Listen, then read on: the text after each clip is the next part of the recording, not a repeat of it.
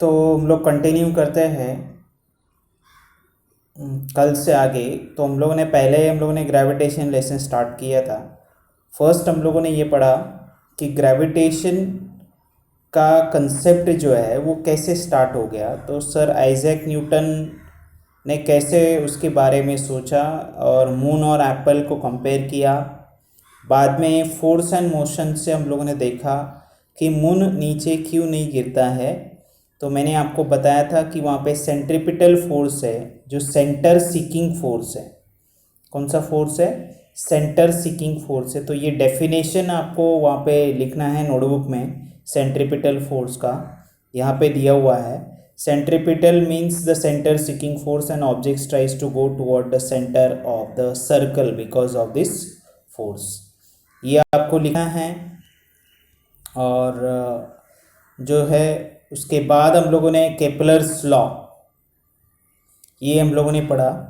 और Kepler's law से पहले यहाँ पे वो सेंटर सीकिंग फोर्स से हम लोग को पता चल गया मून नीचे क्यों नहीं गिरता है। तो वहाँ पे उन्होंने दिया है कि यहाँ पे वो जो एक्सप्लेनेशन है यहाँ पे, तो एक्सप्लेनेशन ये है कि यहाँ पे a stone tied to a string moving along with a circular path and velocity in a tangential direction। तो वो हम लोगों ने देखा। उसके बाद टेंजेंशियल वो जो है वो आपको इम्पोर्टेंट तीनों केपलर्स लॉ और आपको ये डायग्राम जो है ये लिखना है, ये डायग्राम ड्रॉ करना है। ये वाला एक डायग्राम है, ठीक है, ये एक ड्रॉ करना है आपको, ठीक है, ये एक डायग्राम है। उसके बाद नीचे वाला डायग्राम है, ये वाला एक डायग्राम है। उसके बाद आपको जो है यहाँ पे उसके बाद आपको यहाँ पे ये जो तीनों लॉज है उसके तीनों लॉज के स्टेटमेंट है। पहला ये जो है Kepler's first law, then Kepler's second law, उसके बाद केपलर्स का ये थर्ड लॉ है वो भी आपको लिखना है। केपलर्स का थर्ड लॉ, ये थर्ड लॉ लिखना है। फिर उसके बाद वाला ये उसका जो फॉर्मूला है वो लिखना है। और उसके रिलेटेड यहाँ पे कुछ डायग्राम्स है, जैसे ये मैंने डायग्राम आपको बताया और ये डायग्राम बताया, ये दोनों डायग्राम आपको ड्रॉ करना है। देन कल हम लोगों ने न्यूटन्स लॉ ऑफ ग्रेविटेशन भी पढ़ा था हम लोगों ने। तो न्यूटन्स लॉ ऑफ ग्रेविटेशन का स्टेटमेंट आपको यहाँ पे जो स्टेटमेंट है वो भी नोटबुक में लिखना है, न्यूटन्स लॉ ऑफ ग्रेविटेशन।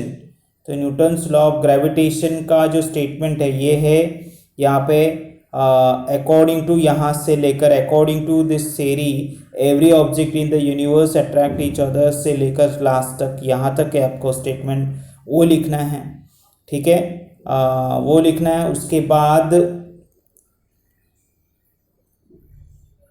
उसके बाद आप लोगों को यहाँ पे ये जो डायग्राम है, ये डायग्राम जो है यहाँ पे M1 M2 वाला ये जो डायग्राम है ये आपको ड्रॉ करना है। ये diagram gravitational force between the two objects, gravitational force between the two objects. और उसके बाद आपको ये जो है स्टेटमेंट जो है यहाँ पे ये जो है फॉर्मूला वहाँ पे लिखना है, ये फॉर्मूला वहाँ पे लिखना है। ये फर्स्ट वाला फॉर्मूला एक है, उसके बाद ये दूसरा वाला फॉर्मूला है। फिर वहाँ पे लिखना है G is the constant, proportionality constant जो है वो आपको लिख लेना है, ठीक है, वो लिखना है। और यूनिवर्सल ग्रेविटेशनल कांस्टेंट लिख देना है, ठीक है। और उसके बाद यहाँ पे है उसका जो है द वैल्यू ऑफ जी। तो जी का जो वैल्यू है, the value of G was first experimentally measured by Henry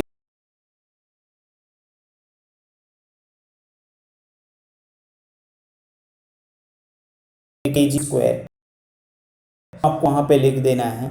it's very important है ये। और ये जी यानी प्रोपोर्शनैलिटी कांस्टेंट है ये, ठीक है, वो आपको ध्यान में रखना है। और इस तरह से हम लोगों ने कल तक वहाँ तक फिनिश किया था। अभी हम लोगों को नेक्स्ट स्टार्ट करना है uniform circular motion and magnetic centripetal force. तो उससे पहले ये जो ब्लू है वो हम लोग कॉलम थोड़ा पढ़ लेते हैं एंड देन उसके